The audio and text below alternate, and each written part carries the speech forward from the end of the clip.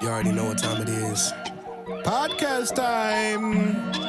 Welcome back, by the way. Welcome back. Nice and chill. Glad to be in your ears. Episode 6. Episode 6. Yeah. Episode 6. Whoa. Episode 6. That's right. Episode 6. Okay. Episode 6. Episode 6. Episode 6. Let's Episode 6. Let's go. Episode 6. Let's go. Episode 6. Let's go. Yeah, with a brand new flow.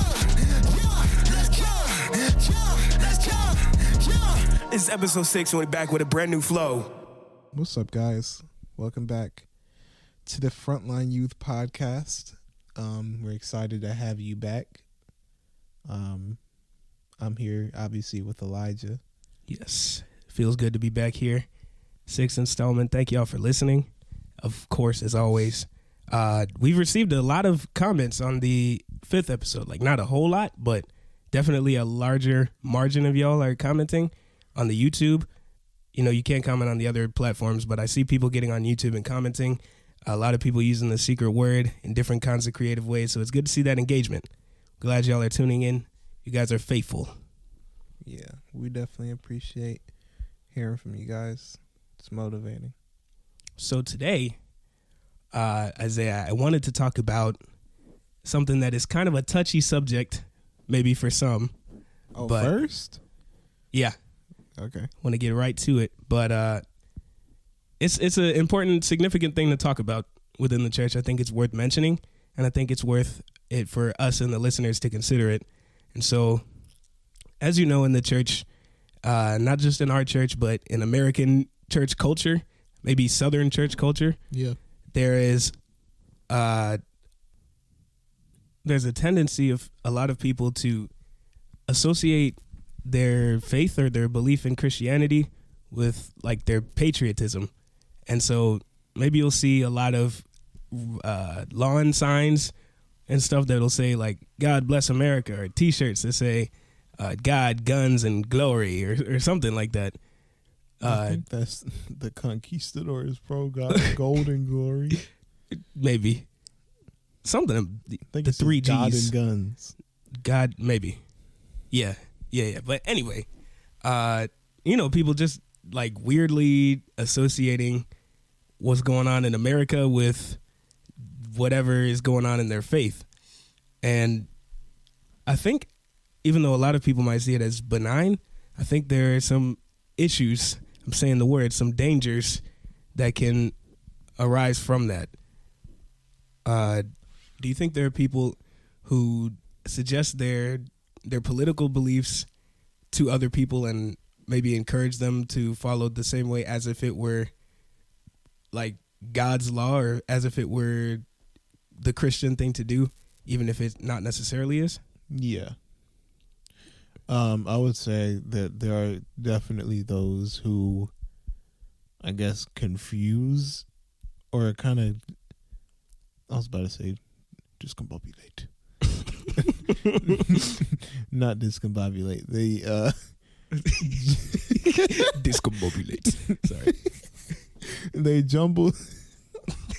They jumble together I guess their morals, their political stances on certain issues, and their faith, and put it all in one big pot, and then call it their faith, I guess, exclusively sometimes. Yeah. And it shouldn't be that way. So do you think somebody's Christianity in America, do you think somebody's Christianity should affect the way they politically believe? Yeah. How so? I feel like obviously being a Christian comes with certain values. Yeah. And these values are going to be found in whoever you end up voting for, you know? Mm-hmm. And that can be any side you want to choose. If they share the values that you hold dear to your heart as a Christian, then, you know, odds are you're going to vote with whatever side that is. Yeah. Do you think it's wrong for some people to think, based on that when it comes to an election or when it comes to a political divide, in the country that there is a Christian side or a right side to pick and a wrong one? Can you ask the question again? So, given that understanding of the fact that people will pick their political party based on certain values that come from their faith and then choose whatever politician or party supports those values, based on that, do you think that it's right for a church or an individual within a church to tell other people that there is a right party to vote for or a right person to vote for just based on God alone? Most certainly not. Okay. Not in any way, shape, or form is that all right. Because, I don't know, they're starting to take matters that are human, I guess, and try to equate them to someone's salvation. Yeah. Or, make it, they scale it up to a level that is way more important than it actually ever will be. Right. I agree with that. There's somewhere in the Bible, I'll look it up after, that says that some people, like there are some people in the Bible that were being talked to, they're being disciplined, and it's like, or no, that wasn't the case. I think it was just one of the apostles criticizing certain people's conduct or certain people's mindset, but he was saying that there are people who are teaching doctrines of men or believing in doctrines of men as if they were doctrines of God, and how that's a problem. It's not something that's cool or something that slides with God, but that it can create issues because now people are believing things. They're believing that God wills things and that God says things that he didn't say or that he didn't will. And I mean, first off, you're confusing who God is at that point. You're putting your own input into who you think God should be based on whatever, based on where you live or based on the president that you like better. Right. And that's a big problem within the church. I mean, confusing who God is in general is a big problem. But I'm asking because I've seen online, I've even seen in person. So, right now there's like an obvious two sides in American politics, but I've seen online and in person, people kind of twisting the gospel to favor a certain political party to get people to vote for a certain president. And they twist the biblical values for that. Like the purpose is not to get somebody to come to Christ. The purpose isn't to get somebody to give their life to God, but it's like, oh, did you know that the Lord said this? So why didn't you vote for so-and-so? Mm-hmm. And I think it is mostly a Southern thing, but I'm not going to limit it to that because I've seen it in more than one place. Yeah. But it's even to the point where I've been on Instagram and I've seen people post like a Jesus with Donald Trump and a Satan next to Joe Biden or something, or Hillary Clinton. And it's like, yes, God sides with the Republicans. And it's like, No. That's tripping. Fun fact. They go, look at this verse in the Bible. It says God's a Republican. Didn't know that, did you? Like, no, bro. Yeah, no. That verse isn't in there. Mm-hmm. And it doesn't say to be a Christian, you have to be anything other than, a believer that Jesus died on the cross for your sins. Right. It doesn't say anything about, and also make sure you're Republican. Yeah. Or also make sure you're a Democrat. It doesn't say anything like that. But too often I'll see a lot of people kind of align themselves more with, no. They'll start to align their Christianity and their political standing as one and the same. And if someone holds a different political standing, then they can't be saved. There's no way, Yeah. And like you were saying, the qualification to being saved is just knowing who God is and accepting him into your heart, that he died for your sins and everything. Yep. So then that's adding extra rules that shouldn't exist. And that creates some discord. Right. And it's odd. Like so one time I was in school and I think we had gone to prayer before school. I was with Dad. We went to prayer before I went to school because he felt like it, and I had no other way to get to school, right? Yeah. And so I brought my Bible with me. It was in my book bag, and I forgot that it was in there. We're at school doing whatever, and this girl next to me, her laptop had died, and we use the same kind of charger because we have the same school-issued Chromebooks. Mm-hmm. And so she's like, "Hey, Elijah, do you have your charger?" I was like, yeah. You can go ahead and look at my book bag because I was busy, and I didn't care. And so she's going through there, and she pulls out the Bible. She's like, "Oh, my gosh, are you religious?" And I was like, "That's a weird question." But I said, "Yeah, I guess. I believe in God." And then she was like, "Oh, so does that mean you're one of those, like, conservative black people?" I was like, "What are you talking? This girl is not black." But she was like, "Are you one of those conservative black people?" Be like, "Oh, God, I mean, what?" Huh? I mean, that says, like, Joe Biden is not my president or something. And they so proud of that. Yeah. I'm a black Republican. Yes. I'm special. But I'm like, how do you get there from seeing my Bible? Yeah. Why is a Bible correlated with a political party? So it's impossible for somebody to say that dynamic does not exist. Right. It's impossible for somebody to say that there is not a general societal belief that people think that God stands on one side of politics. Yeah. And so at the same time, like you said earlier, I understand and I fully agree with voting a certain way because of, like, maybe they have more pros than cons in favor of you living as a Christian from your point of view. Like, for example, if you, like, as a Christian, you might be against abortion. That makes sense. And so you vote in whichever direction is against abortion. And I think everybody should be entitled to do that. Everybody should be entitled to vote, obviously, with whichever policies go with what they believe. That's why we have democracy. That's why we vote the way we do. But the problem is when people, because they agree with more policies on a certain side, then they start, like, what's the word, zealously pursuing the rest of the policies as if they were also the Christian thing to believe. And so I've had conversations with people who I'm like, I'm not even sure if you know really what you're talking about, but whatever the party that they voted for is saying, they're like, yeah, because, and you know, the people in the world, for those of you who aren't like church culture people who are listening, the world we mean by, like, people outside of being saved, people outside of the knowledge of God.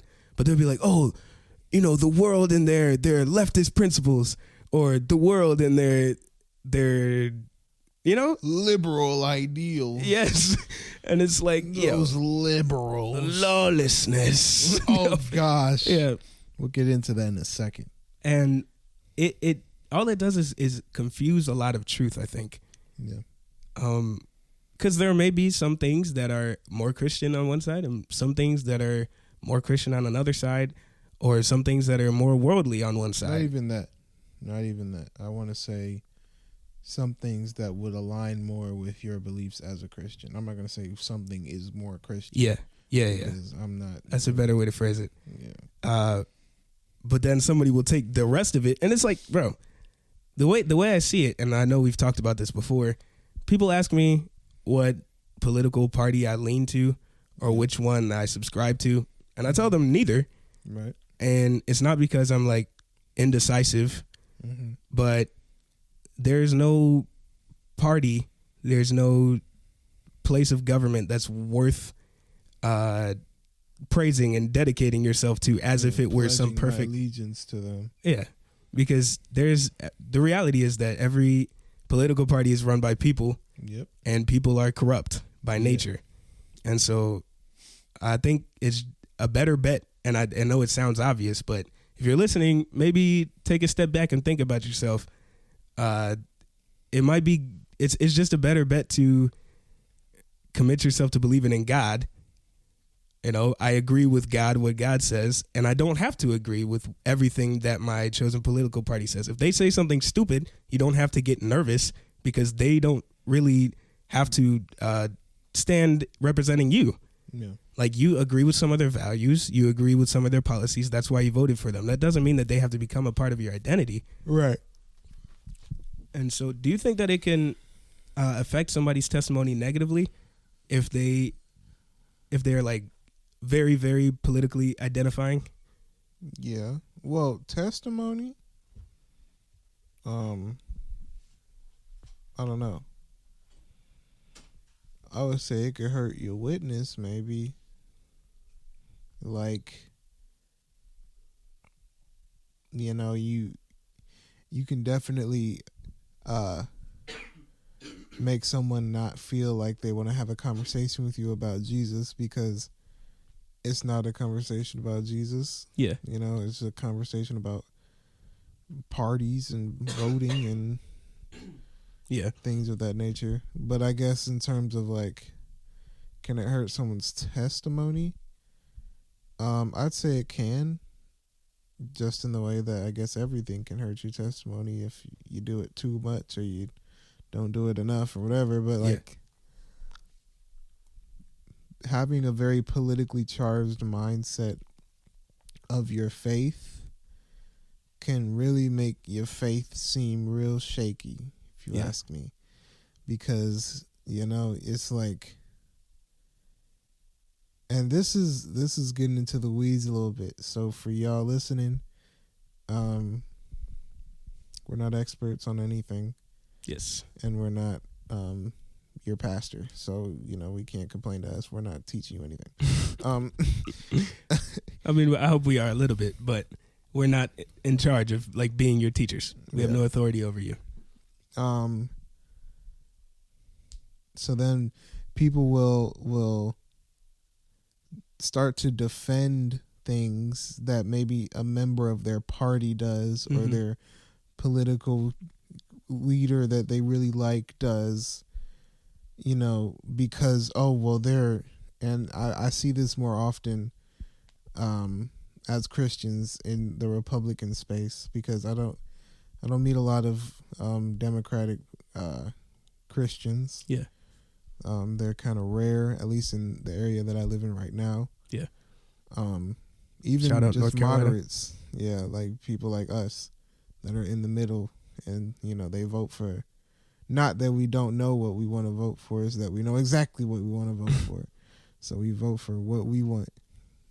Well, Elijah doesn't. I do. I'm a voting citizen. A year and a month until I can vote, y'all. Yeah. But then these people can hurt their testimony because they push aside their actual Christian values and morals in the place of defending actions and making excuses for reasons why someone's right as a Republican. You know, and it's like, what about your salvation? What about those ideals? Do they're secondary? Yeah. You know, so I watched a video recently. It was there's a company that's based in California, and they interviewed a bunch of people who claimed Christian, and they said, like, the title of the video is, "What if Christians were really honest?" And so they put a bunch of masks on the individuals that were engaging in the conversation. They turned the lights super low. They put on voice changers, and then they asked these pointed questions, and to try to direct the conversation that they were having. Okay. And most of the questions were, I think all of the questions were very politically charged. Like, they asked questions about abortion. They asked questions about gay marriage. They asked questions about those types of things, like the most controversial topics. Yeah. Right? And by the time some of the people had finished talking, the people in the comments are like, well, I wasn't really sure if I was an atheist, but now I know, because I'm not going to worship Donald Trump. And or people were saying, like, man, now I remember why Christians make me so uncomfortable, because I think something different, and although that would be fine with the average person, they're trying to, like, tear me down, or, you know, they'll kill me for it. Yeah, or make it like a, you don't believe in XY political thing. Mm-hmm. so you're going to hell. Yes. Like, hold on now. No. Yeah. That's nah. That's Yes. not how that works at all. That's bad, and it's unsafe. And I mean, the nature of political disagreements, outside of the Christian world, but just in general, is always like you watch a debate between two presidents. They never, or they typically don't, in my experience, sound very calculated in what they're saying or intelligent. But it's like, oh, well, I can't believe you did this 11 years ago. And they're just spitting back and forth about how each other are stupid or whatever. And if not the politicians themselves, definitely the people supporting those parties. Yeah. I feel as though politics just kind of bring out the worst in people. Yes. In a lot of ways. I remember, again, disclaimer, we're not professionals. Yes. These are our opinions. I'm only saying that because we're still in the first half. Yeah. But this is like, anyway. So, you know the story about Trayvon Martin. Yes. Right? I don't know. Do I have to tell that story? Yes, please do. All right. For the sake of the listeners. So Trayvon Martin was a black man. Is he a teenager? Yeah, he was a teenager. So Young black man. Boy. For real. He was a child, I guess. Okay. And he was walking in a neighborhood that he didn't belong in. Quote whatever, unquote. Right? In Grand Wizard voice. Grand Wizard. Grand Wizard is like the head of the Klan, the Ku Klux Klan, if you didn't know that. I guess that's a good thing if you didn't know. You know? That means you don't know their rankings. Yes. So he's walking through this neighborhood and there's this guy.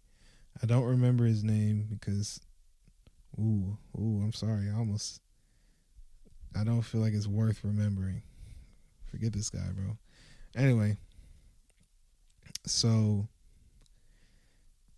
this guy, he's like a self-proclaimed, self-titled neighborhood watch police security combo platter, right? What? he has no actual position, but he's made himself the security of this neighborhood or whatever. Okay.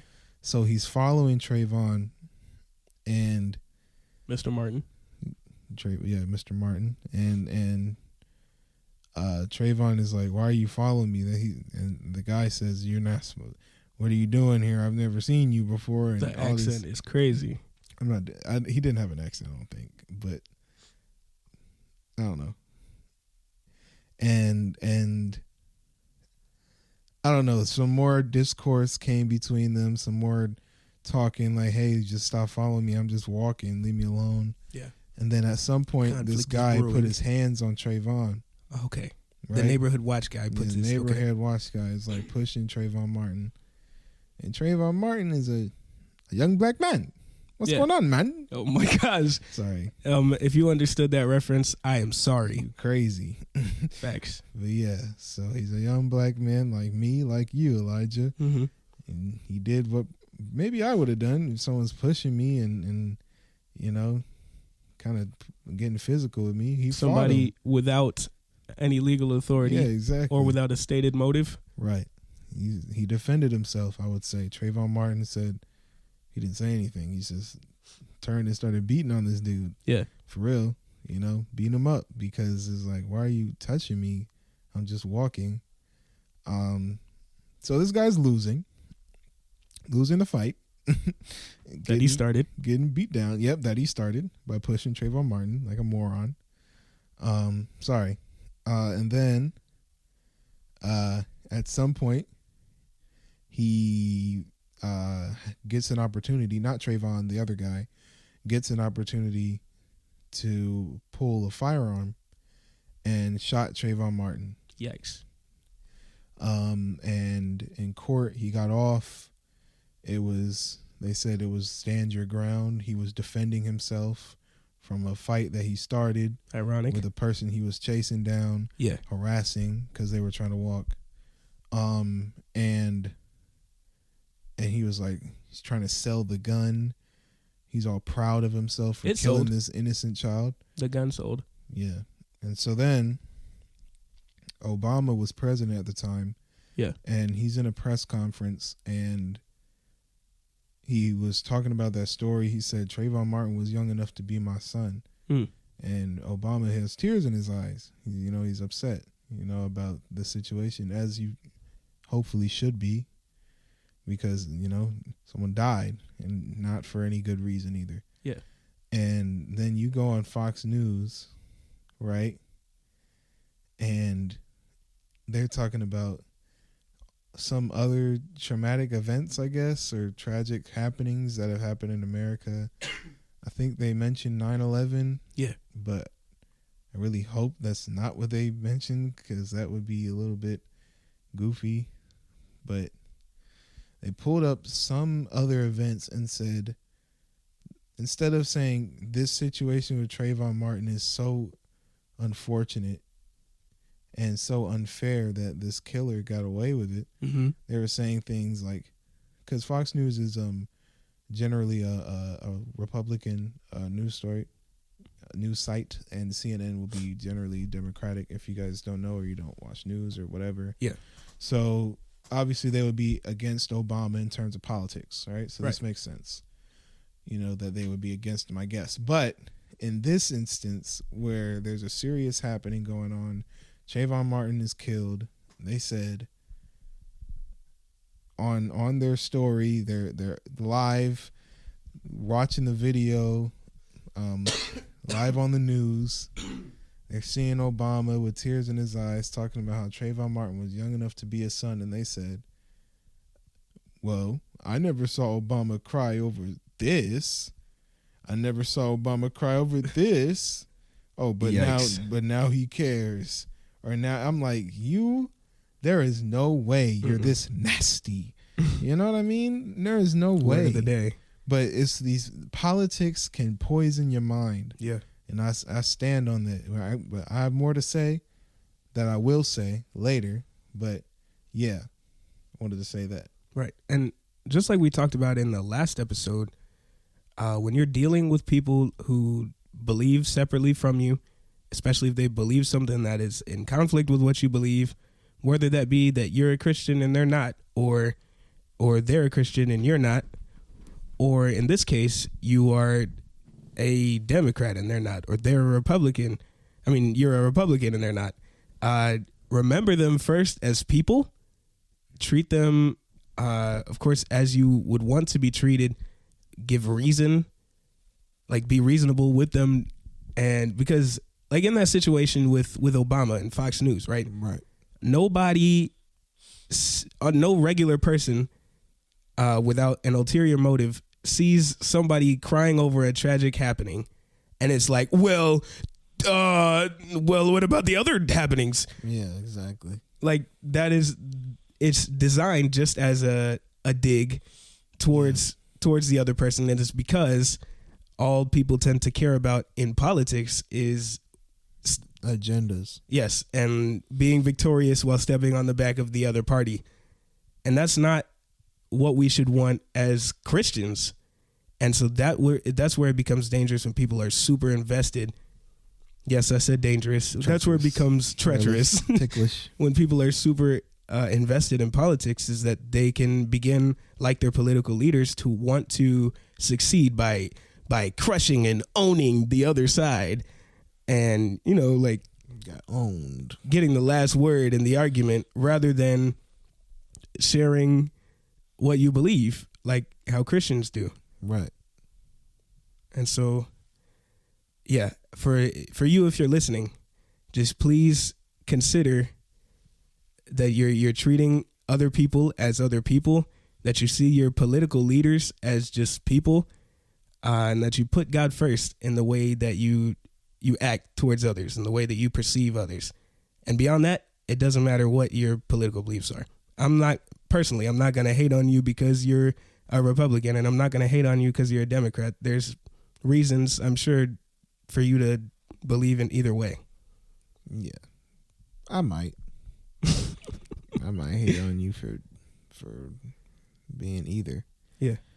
But not hate on you necessarily, but sometimes it's like you gotta take a step back, take a look at what it is you support, and then change your mind. What kind of advice? Change your mind to, oh my gosh, I'm gonna focus on the Lord. Yeah. I don't have a political party. Especially, I mean, as a person, like, y'all could talk about whatever you want to talk about at Thanksgiving. But specifically within the church, you better watch your mouth. Oh, yeah. And yes, there's a story. Not a story. Maybe. Go ahead. Have you ever heard, like, politics being told over the pulpit?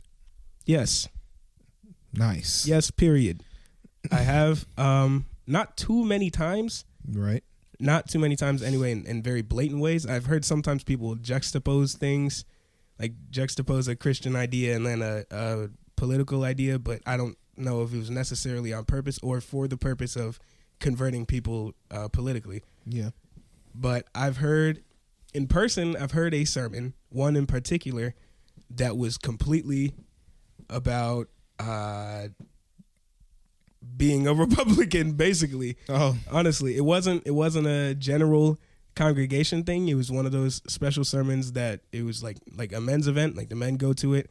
But this is in the time where most people are still wearing masks in the general population. Yeah. And we're in there, and there are a few guys wearing masks, and one of the guy preaching was like, yeah, we're not gonna laugh at you if you're wearing a mask, but you need to get with it. And I'm like, what is going on? And so, and it was just very political. It was like, you're either a Republican or a wussy. It's like, what's the deal? And it was sounding like that. And so leaving there, because this is, I mean, there's a well-known pastor, he has achievements under his belt. He has like things that God has done through him in his life before. Right. And I'm sitting there like, oh, so should I, because of this respectable person, should I believe more Republican-y than I do? And then I was like, no, I believe in the same God that this guy does. As far as ministry goes, if I was in his church, I mean, we're going to be submitted or whatever and serving the Lord together. But if it goes past serving the Lord, if it's not anything about God and it's your personal opinion, I don't got to be, and that doesn't mean, that's not an excuse to be disrespectful. But what I'm saying is we need to remember that we do not follow any men, or we don't follow any, we're not like believers in certain human leaders. Yeah. There are some people that we support. There's some people who are over us, but we're not like, oh, I believe in the doctrines of Pastor so-and-so or President so-and-so, as if it was our covenant. Yeah. Well, Besides, I mean, technically Jesus was human, but that's the only human where it's like, yes, I'm doing everything that you do. Yeah. I think more accurate is we shouldn't. Not that we don't. Oh.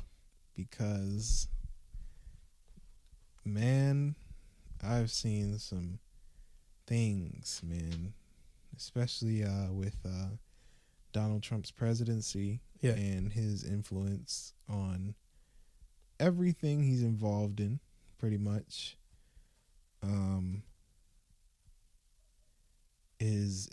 It's interesting. I'll say that. Where people are like you could be conservative, I would say maybe I'm conservative. Yeah. If anything, but like also, I don't know. I don't really I don't like aligning myself with any kind of, I'm Isaiah, Yeah. You're going to get what you get. I'm Dad. I'm just playing. My bad. Okay. But then you can be a Republican, meaning maybe you're registered as a Republican. You side with the party. More like it's more than just being a conservative in your ideas. It's like a Republican, which is the party. Yeah. And then there's this prestige, max, hyper level, super upgrade, super Republican, which is a Trump stan. a Trump super fan, bro. And this, like, man, I hate to be mean. Well, no, I don't. I don't hate to be mean, but I'm not trying to be mean. Mm-hmm. Is what I'm saying. But it's one of my least favorite things to see ever. With this, like, worship of this guy, bro. Yeah. And of his ideas and of everything he does. And don't worry, Trump's going to handle this. Mm-hmm. Or whatever. Or, like, the bumper stickers, God trumps everything or something like that. And it's like, oh, nice. Trump and God are in cahoots. Yeah. They're teammates. You replace Jesus, apparently. Right. And stuff like, and then, 2020, the election happens and Trump didn't win against Biden. And then already people are making signs, flags, whatever, Trump 2024. Mm-hmm. Right? First of all, as an American citizen, our president is Biden. We don't have to agree with everything he does. We don't have to, be blind to anything, Obviously, we can have our opinions on the president. We can have our opinions on policies, and whatnot. But to a level of, like, disrespect, and obviously, Joe Biden. We're getting into this, man. The politics is crazy, but Biden's a special case. I'm gonna leave it there, bro. I'm gonna leave it right there. Okay. I'm gonna leave it right there. Joe Biden is a special case. But where they have these signs already, Trump 2024, they're already planning to vote for him. They, it's like, when we get to 2024, let's say we have a candidate that's really good. Yeah. That's also in the Republican Party, if you're into that, or in the Democrat Party, or Libertarian, or Green Party, or whatever. Kanye West, I mean, well, Kanye can't run anymore. This man was anti-Semitic. Yikes. Yep. Well, I guess you can be racist and still run. Sorry. Anyway, and it's like, are you worshiping this man? Yeah, because so people don't know, like you were saying, who the candidates are going to be in 24, right? And imagine somebody is so committed to this guy, Donald Trump, which many people are, that imagine there's a candidate that is literally saved.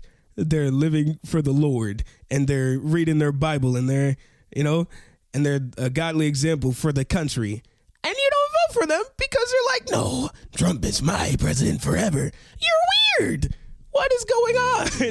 You're more than weird, bro. You're dumb. Oh, all right. But it's dangerous because then, I said the word, it's perilous because the example that I just gave is an example of an outward manifestation of somebody's political affiliation to a person or a party superseding their affiliation with God and what his word says. Yeah. I don't know. The politics over the pulpit is crazy. I remember I heard this one sermon during June of 2020, and it was about lawlessness. Because during June of 2020, there were a lot of riots, a lot of chaos, Yeah. A lot of burning, a lot of looting, generally bad things.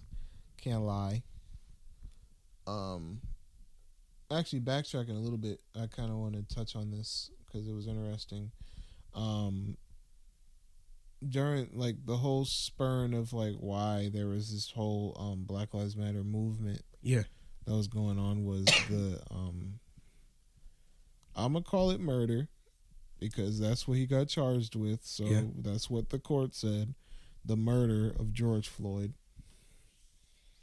Or a police officer or whatever, his knee on his neck and all that. I'm sure you're tired of hearing it by now. But, you know, I remember I'm in church and I'm hearing people saying things, you know, like, well, what about all these things that George Floyd had done in his past? Mm-hmm. What about this and that? What about, you know, maybe he deserved it, or maybe, you know, it was, you know, he was a criminal. He was this, he was that. You know, he doesn't deserve sympathy. He doesn't deserve. And I'm like, bruh, you can say all that now because you're saved. Yeah. You weren't. Yeah. So imagine the hypocrisy. Right. Because for those of you who know the story, or those of you who don't, I'm telling it. Jesus is on the cross. He's crucified next to some criminals, one on his left and one on his right. And one of them is mocking him the whole time. And he's like, oh, this guy's an idiot. What a dork. Calling himself the king of the Jews. He's dying like me. And I'm a thief, right? Mm-hmm. But the other dude, even though clearly he's lived a life of crime, he's been convicted by the courts, he's like, oh, Lord, I'm calling you Lord because I believe. And how can I join you where you're going? Yeah. How can I go where you go, and how can I follow you? And Jesus doesn't say, psych, brother, you ain't like me.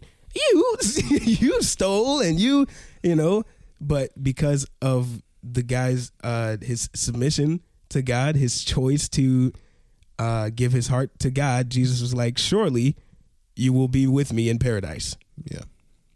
Yeah. But then people will go and say, oh, well, he deserved to get killed by somebody's carelessness or malintent because he was a criminal. You are tripping. Yeah. So fast forward back to what I was talking about, where there were a lot of crimes happening, a lot of chaos.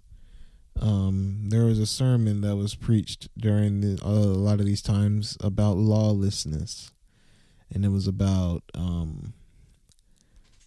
well, you know, how, you know, in the last days that there was going to be lawlessness. Yeah.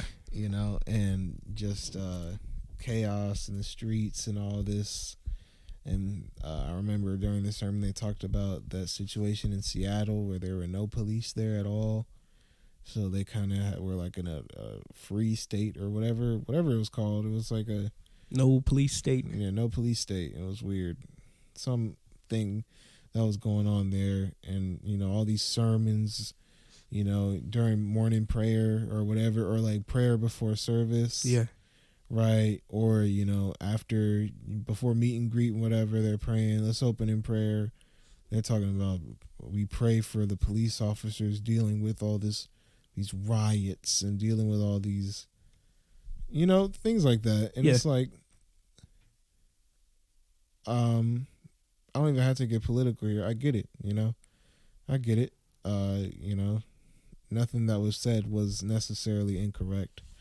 I wouldn't come at them like that.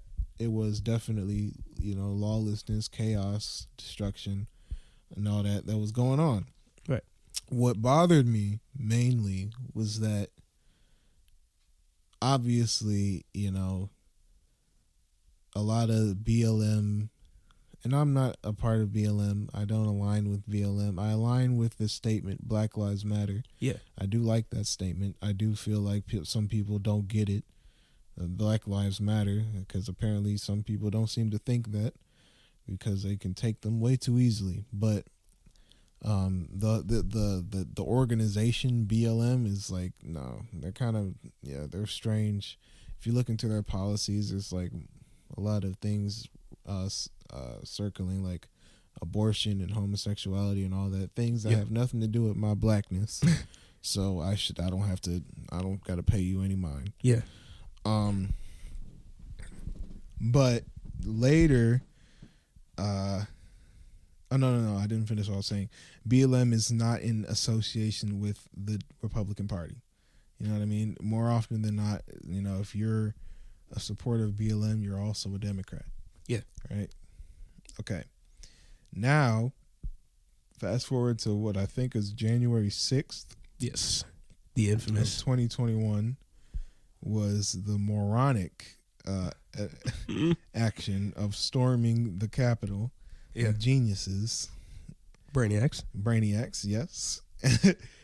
And, you know, after this happened and all these things and people, you know, getting arrested and taking pictures at, you know, government officials, you know, desks and whatnot, and, you know, I mean, raiding a government building. Yeah. I'm like, man, these lawlessness sermons are about to go crazy. But then crickets. Yep. I was okay. This would have been another time where we said it at the same time, but I was giving it a second. Too fast. Yeah. But yes, the crickets. Yeah. Nobody said anything. Right.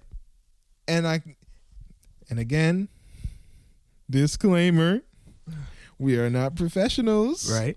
These are our opinions. I could not help but feel as though no one said anything because a majority of those people that would have wanted to storm the Capitol and say this is unfair, the votes were rigged, are Republicans. Mm-hmm. And so then, oh, well, we can't preach about that. Yeah. We're speaking out against God. I mean, our party. Yeah. And so personally, and I can't read anybody's mind, but I think for the most part, it wasn't even thought out that way. Like, it wasn't like, oh, well, these people are being lawless, but I can't talk about it but I think that it was blown over because of the widespread attitude that a certain political party is of the devil and a certain political party is in support of God. And so it's like it's an easy lineup for during the BLM riots to be like, oh, yep, there it is. There's the lawlessness that the Bible talks about.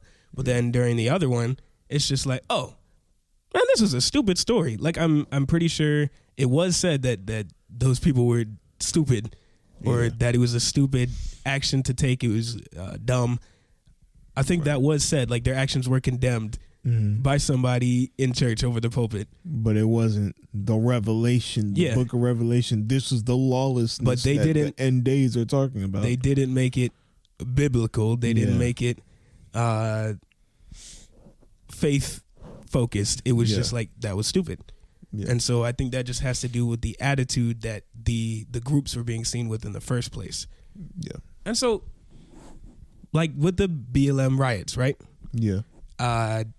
It was, I'm not even saying it wasn't a fair point to say that lawlessness or even that this is like something, this is an example of what the Bible talks about when it says people are being lawless, because I mean, there are lots of people that got hurt, lots of people that got stolen from, lots of people that stole, lots of people that hurt others or whatever.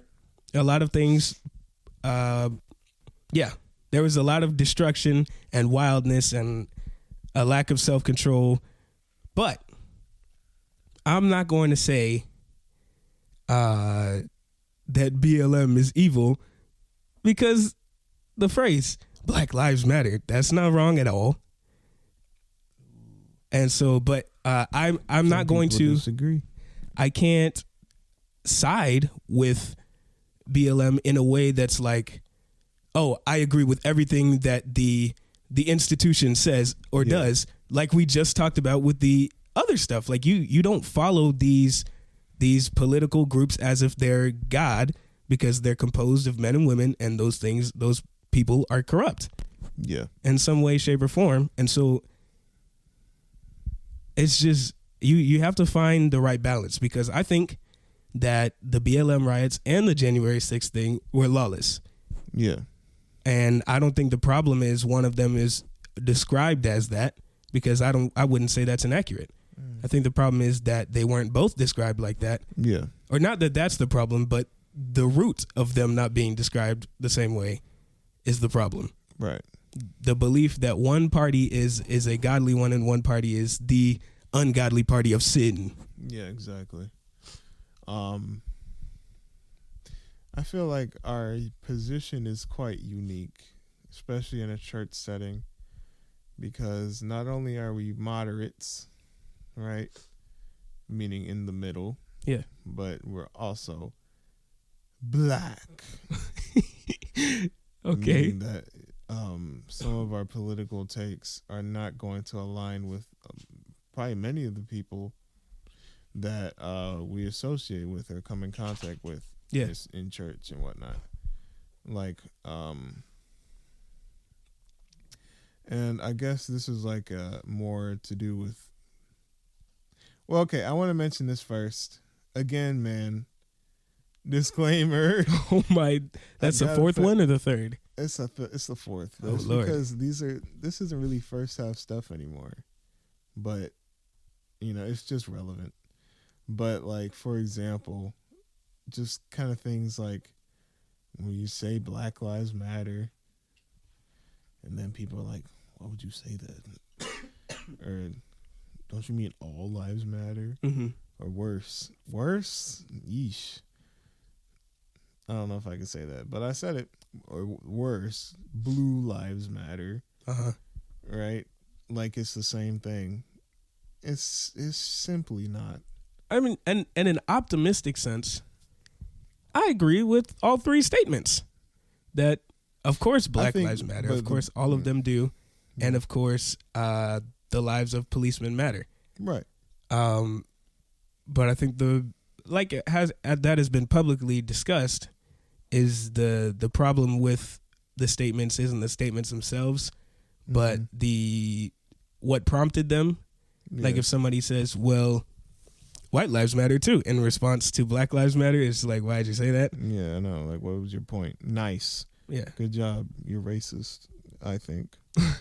Or you seem to want to undermine a cause that I think should be good, a good cause, that Black Lives Matter. And it's not that we're saying only Black Lives Matter, but it's like apparently some of y'all do not get it, that our lives should matter more than they seem to matter right now. Yeah. And a lot of people want to stat pack or whatever, pull out statistic as to why, that's actually not true. Find all kinds of reasons to ignore a problem, which is just crazy to me. Like, why not just say, yeah, Black Lives Matter? I agree. You can't just say that. And so the issue from the root, I believe, is that some people, because of the nature of politics, how it poisons and brings out the worst in people, is that not just some people, but most people talking about a political issue are going to, before any discussion happens, label one party of people, one side of people as the friend, the ally, and another party of people as the enemy, right? And so they hear Black Lives Matter and get nervous, or they get like angsty because racist. because Black Lives Matter is mainly a leftist thing. That's true. And the leftist has been labeled as the enemy. Yeah. Or some people, quote unquote, some people will hear that a Black Lives Matter claimer or representative did something crazy, and they're like, well, whatever. I don't even know what they did yet, but I know it was good because Black Lives Matter is leftly associated and they're the good guys.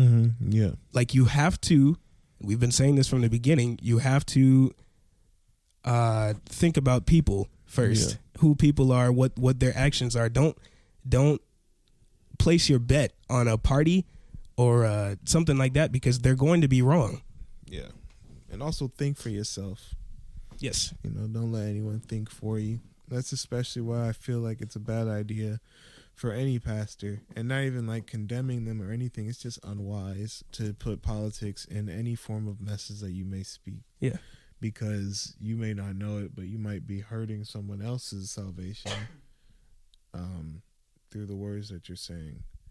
Kind of in line with that, for the parents that may be listening, it is your responsibility, I guess, to, at least in the early stages, educate your children. And I understand, that that's kind of vague, and also that can be difficult. But there are some things that I've experienced that I feel as though I shouldn't have to experience. Yeah. That do involve politics, where it's like, and it's in a church setting as well, so I have to hear it, and it's like, what do you want about? What's going on here? Like, I remember back before it was Fly, when it was Combust Youth or whatever. Yeah. And because back then we used to have discussions and stuff like that, which is really good to have. Yes. But I don't remember how it came up or something, but we were having this conversation about that whole Nike thing that had to deal with Colin Kaepernick. And so then people were saying that, they were telling the stories and stuff, and how all in the news and whatnot, people were getting rid of their Nikes or burning them. And I was hearing, strong words during that moment of people there that were like, well, I don't want any of our Nike supplies or whatever. I'm burning all my Nike stuff. And it was like, why? Oh, because Nike wants to side with Colin Kaepernick. Yeah. Right? And I didn't know why. I was like, man, what did this guy do? Yeah. Because I wasn't fully versed then. Like, who is this Colin Kaepernick individual? Right. What has he done? Is he a terrorist or something? Terrorist. Apparently, some people might look at him and say, wow, he is a terrorist, because Colin Kaepernick knelt during, please stop doing that. Sorry, my brother. Sorry, I was bouncing my knee, and it's making a sound with the mic, I think, or the cord. Anyway, he knelt. Colin Kaepernick knelt during the national anthem before his football games or whatever. He used to sit down, but that was pretty rude, honestly, sitting down during the national anthem. Why was that rude? Because he's sitting down. I don't know. It's or who is it rude to is what I want to ask. I guess the country. Okay. Because you're supposed to at least show honor to your country, show honor to what we stand for. Yeah. And all that. I guess that's ironic, what we stand for. Wow. Because after that, he acknowledged the fact that sitting was rude and sitting was not respectable, and he started to kneel. And kneeling during a sport event, like when I was playing football, you would kneel when someone was injured. On the Fun field. fact about Isaiah. Huh? Fun fact about Isaiah. Oh, that I played football? Yes. Yeah. You would kneel way back in high school when a player is injured on the field to show solidarity or whatever, to like acknowledge that something's wrong. Yep. We're kneeling. So Colin Kaepernick, he used his platform, I guess, as a popular football player. He had the cameras on him, whatever, and he knelt in solidarity against police brutality against black individuals and the nature of that issue and whatnot. Mm-hmm. To which I would say, good on him. Yeah. And that's you don't have to agree with me there. I will think you're racist a little bit. And that's the thing about politics. They're so polarizing. Yes. So even me trying to talk about them, you can feel my strong feelings, and I can't hide that. And so I'm not going to pretend. Again, these are our opinions. Yes. Disclaimer now. So when I found all these things out, I became shocked that people would not want to support Nike anymore. Not because Nike has, child sweatshop workers in Vietnam that are making all these shoes. No, that's okay. But, Nike supports Black lives. Yeah. Not buying their stuff anymore. Like, really? And I can't repeat enough. The reason is, I believe, that not even necessarily that all these people are bad people or that they're very stupid. Yeah. But because they've conditioned themselves to be like, if he does something that's kind of leftist, he's definitely a bad guy. And everybody that he knows or that endorses him is a bad guy. And so, I need to burn them away from me because, sinners, lawlessness. Yeah. And so at that point, the whole idea, the nature, the sentiment of what was done is confused in favor of a political narrative. Yep. Never necessary, never good. Yeah. So, kind of what we were talking about in these little stories is just like how whack politics are. Yeah. But kind of bringing it back to why we're in the first half still is like, imagine all these things about politics that suck, all these adverse effects that they can have on your brain and on your judgment, and think about how it looks and how it might be when you start to associate that with how your faith is. When people start to look at you as a Christian and can guess what your political party or what your political standings are. And I don't know, I guess some people, when they get proud of that, but yeah. I have a lot of experiences where people assume that I'm a Democrat because I'm black, and it upsets me. It's like, I'm a person and I can have whatever thoughts I have. You can't just assume that I'm a certain way because of how I look. In a lot of instances, I'm not gonna lie, they're right. A lot of my leanings towards things can end up being liberal or end up being democratic, depending on what the situation is. But sometimes I'm like, I'll be whatever, because I won't. They'll be like, "Are you more liberal or conservative?" I'm like, or they'll be like, "You're more liberal, right?" I'm like, get on my face. If you don't vote for me, you just ain't black. Oh yeah, tripping. Did Biden say that? Yes. Biden said, "If you don't vote for me, you're not black." You're not black. People said, "Yeah." I know all them non-black people riding for us. Thanks, guys. Yeah. But leave it to us. All right. So now, in summary, we've summarized a lot of times. Yeah, but we've gotten more summarized every time. Isaiah, your final thoughts on this subject of politics and faith in the church. Your final take. Yep.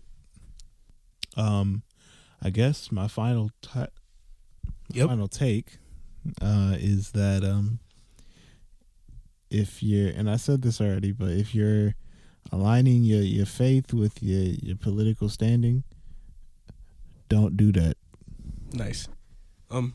For me, final message is to the parents. Go. Save the world. No. The Bible says to train up your child in the way that they should go. The way that they should go is not always going to be Republican, and the way that they should go is not always going to be Democratic.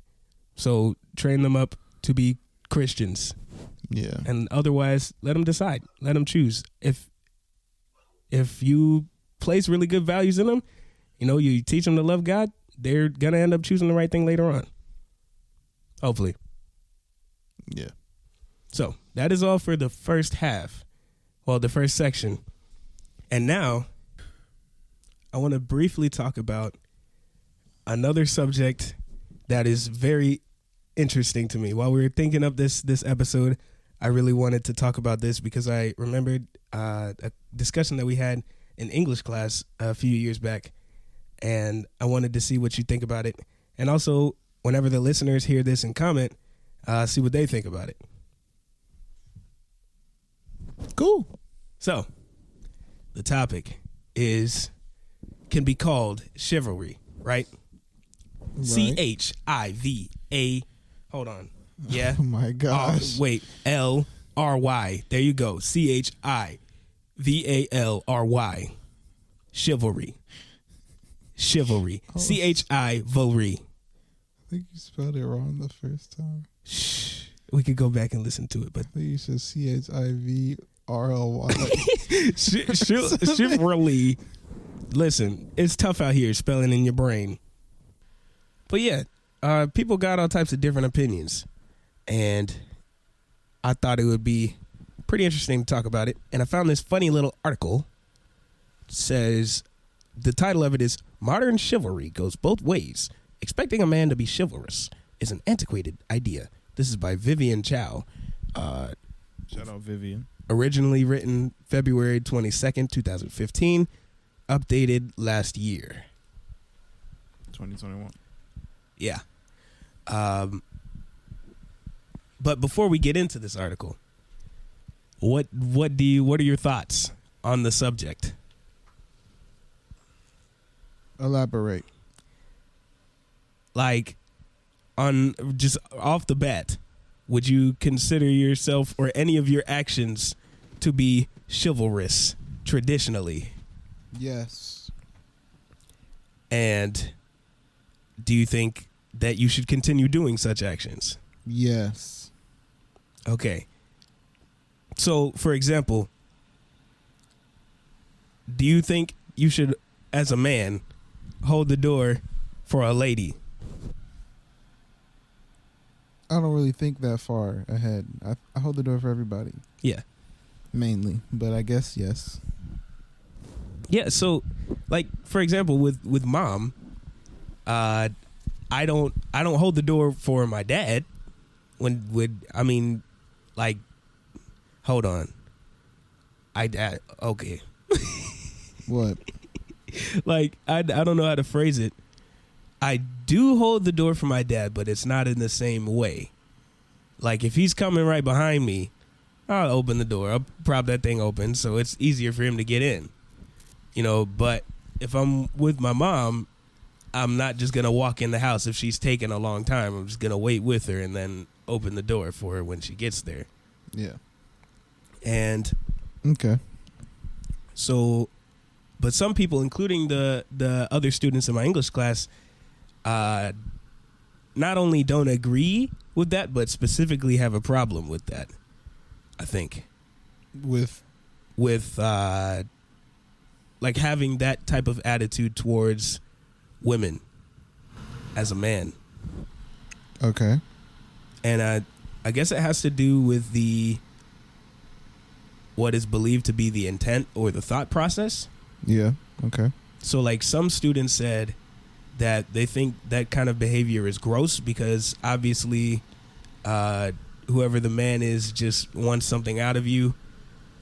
That's what I think 3 girls in the class had said, and one of the dudes.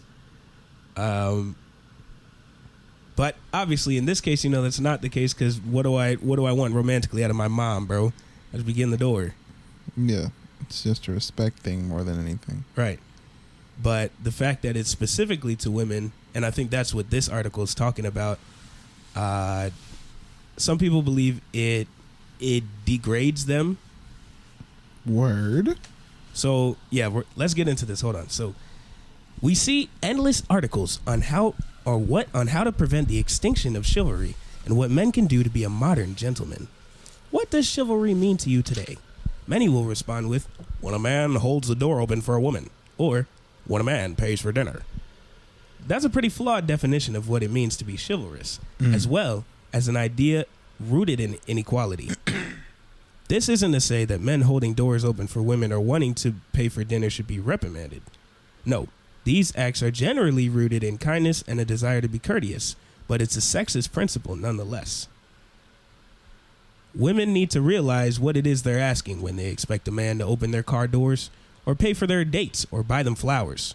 They're asking to be treated like secondary citizens. What? Like the weaker sex. When a man opens the door for a woman, it's assuming she isn't able to handle such a task. They said that so matter of fact. Okay. Or when a man pays for dinner, it's assuming the woman isn't able to afford it. These acts, though kind, are rooted in antiquated ideals from our past. Men put women on a pedestal as their little pets to be taken care of. But we're not in the 50s anymore. I'm going to stop there for right now. But what are your thoughts about this article so far? That sounds crazy. Elaborate. That holding the door open for someone is treating them as a second-class citizen. Yeah. Hey, bro. I don't think that's true at all. If you go, I'm sure during Jim Crow, nobody was holding the door open for black people because they were actual second-class citizens according to the law then. So no, I don't think that really tracks. If anything, it's more related to like how we treat royalty. Okay. Where they don't sit down by themselves. We carry them to, on their thrones. They don't walk. They take caravans. They have the doors open and carpets rolled out for them so that they don't have to walk on the ground. Right. That is not second-class citizen treatment. That is like zero class. Wait. Yeah. First class? First class? Sure. Yeah. Well, yeah. But why do you think the sentiment is that men should be the ones doing that for women?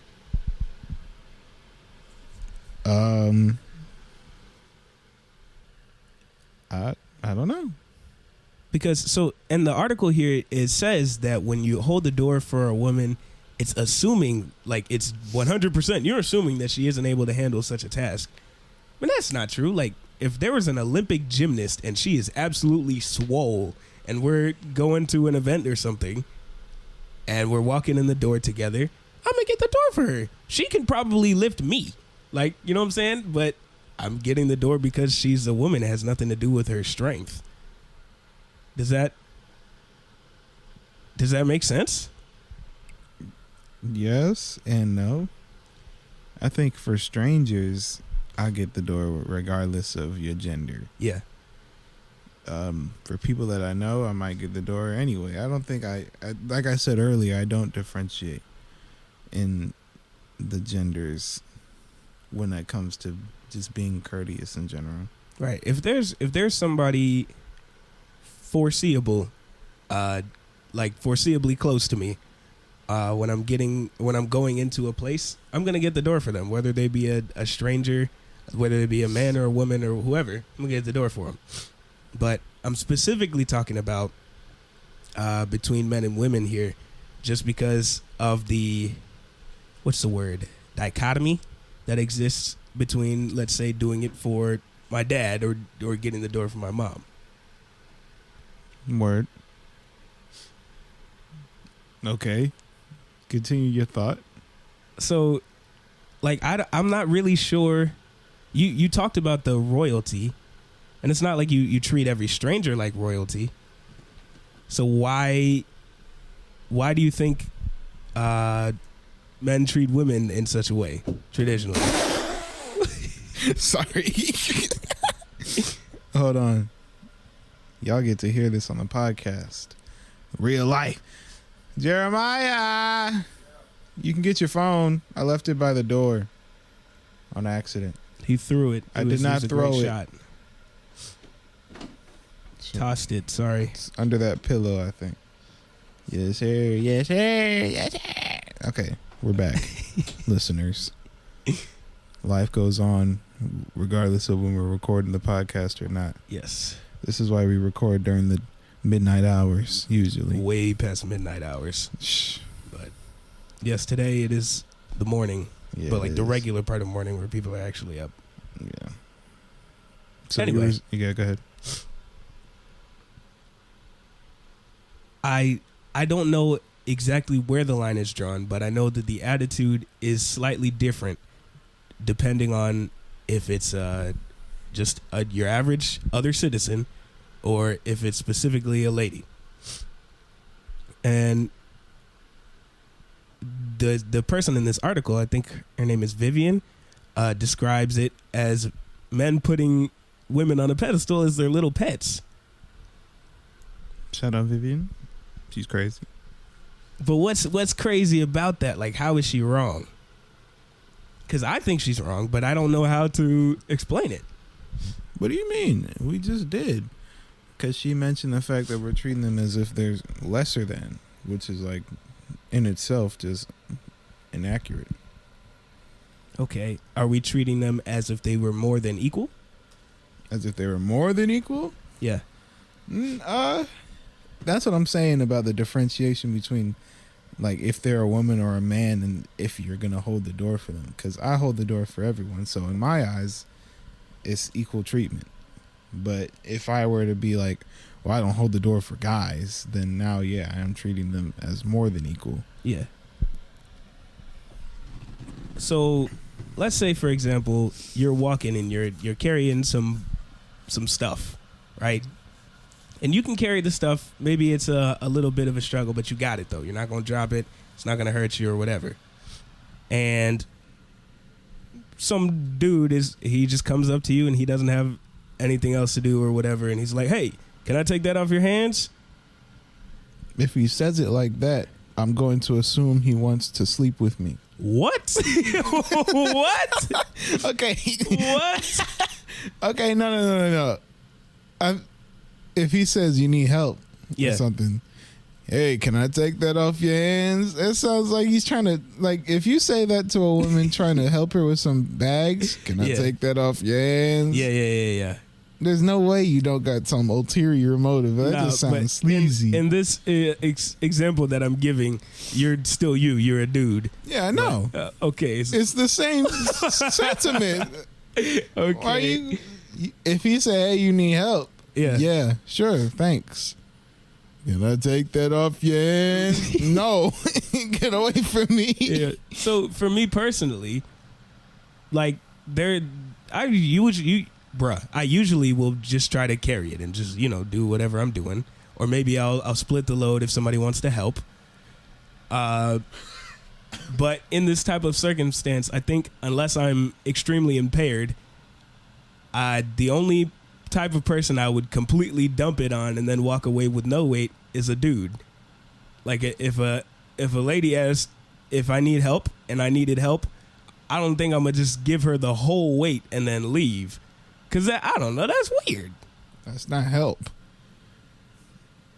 I don't know how to describe what I'm talking about right now. You are correct. Because I feel like you'd be a jerk if you do that to anyone. Yeah. Regardless of gender, once again. Right. Just give them all your stuff. Yeah, thanks. Appreciate it. See you inside. Yeah.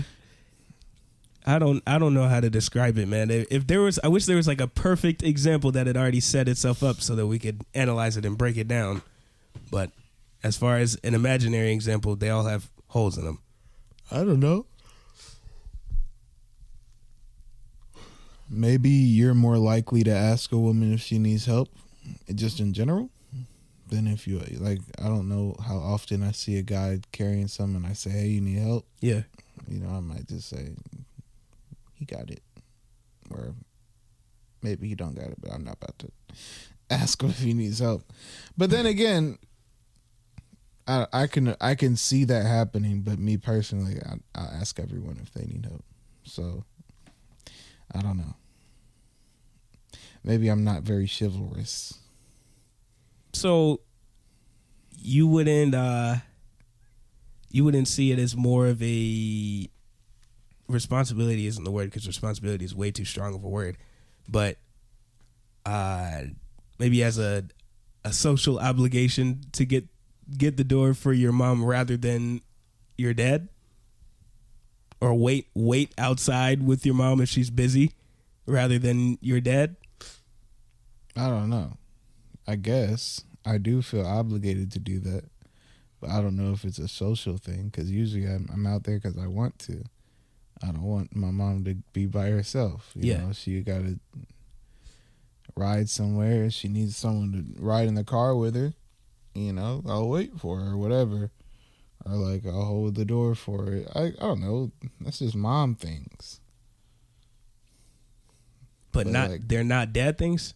Well, I guess they're not dad things, but if I'm riding in the car with Susan, whoever that may be, I don't think I'm gonna wait for Susan to get out the car. I don't know, Susan. Yeah, I feel you. I don't have a conclusive answer at all. I'm gonna keep reading this article. Word. So yeah, they say people should hold the door for one another regardless of gender. And I think that's true. I think it's kind of missing the point because I think it's kind of rude to like see somebody right there, and if the door is within your reach, you just let it close before they get there. Yeah. Like, that's rude off the bat. Whether it's a stranger or your friend, it's like, bruh, you could have got the door. And even like if you see somebody coming from a little distance and you can walk over to the door and get it, whether it's a guy or a girl, it's cool to get it. The best example I could think of was between the mom and the dad, but still we are getting it confused here. But the article goes on to say, chivalry is making sure someone's okay when they've fallen, or standing up for someone who's being bullied. Applauding a man for giving a woman his coat on a chilly night is an egregious misuse of the word chivalry. If chivalry as you know it is dead, then that's a good thing. It means that society is progressing and bettering itself every day. When the antiquated idea of chivalry is chucked away and a new modern chivalry replaces it, then that will be a cause for celebration. That's the end of the article? No. Women, be happy men are less prone to treat you like a helpless child. It means they respect you, and it allows for women to be seen as a partner rather than a responsibility. With traditional chivalry out of the way, men and women will be able to appreciate one another as equals rather than separate genders. Huh? I think that was just weird wording at the end there. Yeah. I don't know. I do think that's weird. Honestly. Inherently, I guess I probably treat women differently than I treat men, but that's because women are different than men. Yeah. Not because of really anything else, I don't think. You know? I have no idea. I don't think I'm very chivalrous. I mean, it sounds like, because so another thing that people said in English class, the few people who said that in general chivalry was a good thing, they said, well, it's not a good thing if somebody is just like getting the door for a lady because they want something out of them, or they want to be like, oh yes, I'm such a gentleman, you know, and want to be recognized. A nice guy. Yeah. And that is very true, because I've seen it myself. I've watched people do some things and then like get mad if they don't get the type of reaction that they want, or if the lady doesn't automatically fall in love with them. Mm-hmm. But I think that's not being gentlemanly in the first place. It's just being sleazy and slimy. Yeah. And that is gross behavior. I'd rather, if I was a woman, I'd rather someone not get the door for me than them to get the door for me and then be staring me down like, oh, well, aren't you gonna give me a hug? Like, ew, yeah, yuck. Yeah. So I think that's the might be some of the sentiment of the article author here, Vivian Chow. Please don't say shout out Vivian again. I can't shout out Vivian. You can't, bro. Shout out Vivian. All right, well. Yes, sir. Yes, sir. Yeah, I just wanted to talk about that, though. I wanted to bring it up to see what your opinions were. I don't know if we really came to a very conclusive end, but I think it's just kind of the way we thought about it. The way I proposed some of the questions wasn't the best, and I don't know if the article is leading me to any conclusive questions either.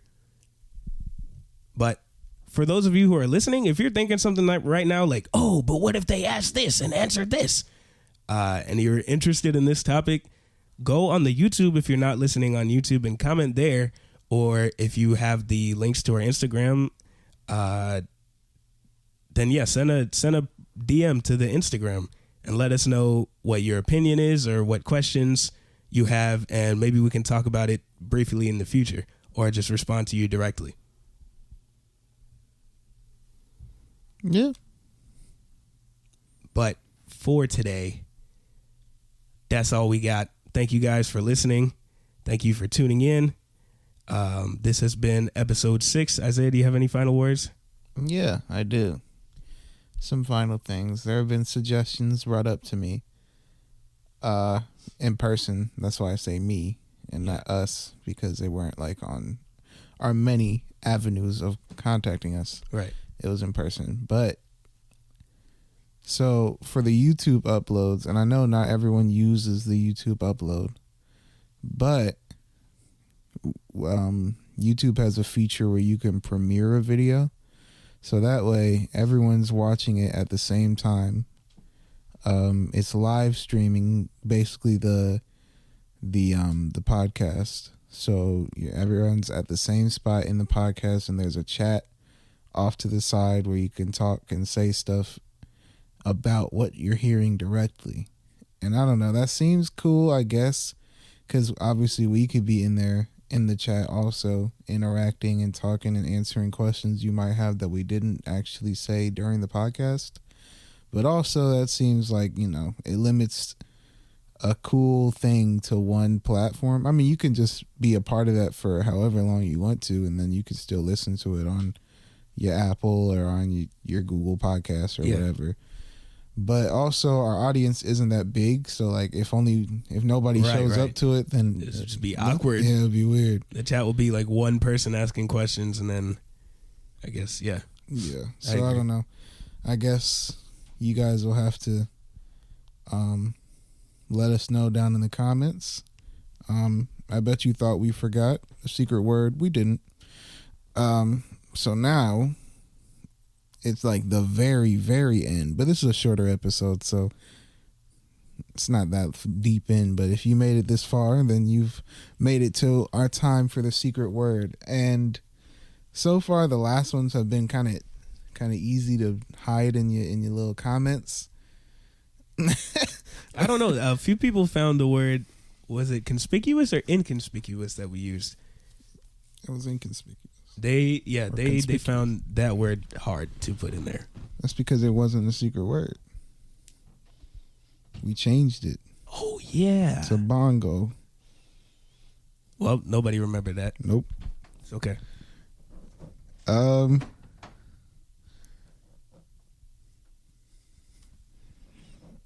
We've been intruded by a heckler. My mom. What's up, Bob? Do you have any words for the listeners? You want to get on the podcast? Okay, she left. All right, well. Secret word is Elijah. What's her secret word? Probably. Yep. Put that in your comment. Probably. It will be so undetectable. Probably. All right, guys. Okay. See you later. Bye. Thank you for listening so much, and we'll see you in the next one, episode 7. Bye. Have a good time.